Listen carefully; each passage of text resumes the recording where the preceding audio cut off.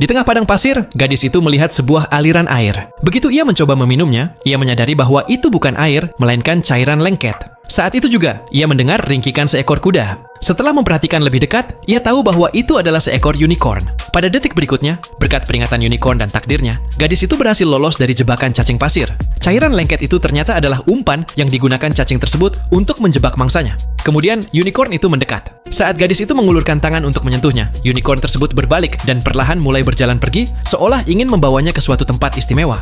Gadis itu mulai mengikutinya, tetapi begitu ia melewati sebuah bukit pasir, unicorn itu tiba-tiba menghilang. Pada saat itu, badai pasir yang dahsyat bangkit di hadapannya. Untuk menemukan unicorn tersebut, gadis itu terus maju tanpa rasa takut. Ia tidak menemukan unicorn, tetapi seekor kadal besar muncul di hadapannya. Ia menangkap kadal itu dan membantingnya dengan keras ke sebuah dinding. Lalu ia memakannya dan menelan telurnya juga. Setelah perutnya terisi dan tenaganya kembali, ia melanjutkan perjalanan. Namun setelah beberapa saat, ia merasa pusing dan jatuh pingsan. Ketika ia sadar kembali, unicorn itu berdiri di depannya lagi dan berlari ke arah lain. Gadis itu mengerti bahwa unicorn itu ingin membawanya keluar dari padang pasir, maka itu ia mengikutinya tanpa berhenti.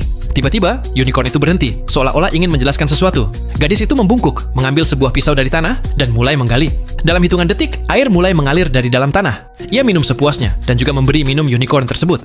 Setelah itu, mereka berdua melanjutkan perjalanan. Ketika mereka tiba di sebuah tanah yang kering dan aneh, gadis itu merasakan bahaya. Tiba-tiba, tanah mulai bergetar dan terbelah. Dari dalamnya muncul makhluk raksasa. Saat menengadah, ia melihat seekor kalajengking yang mengerikan. Melihatnya, gadis itu jatuh ke tanah. Ia segera mundur ketika kalajengking itu bergerak ke arahnya. Namun dengan kelincahannya, ia menghindari setiap serangan. Kemudian unicorn itu maju untuk melindunginya dan menyerang kalajengking tersebut. Namun kalajengking itu melukai unicorn dengan capitnya yang tajam. Melihat hal itu, amarah gadis itu meledak.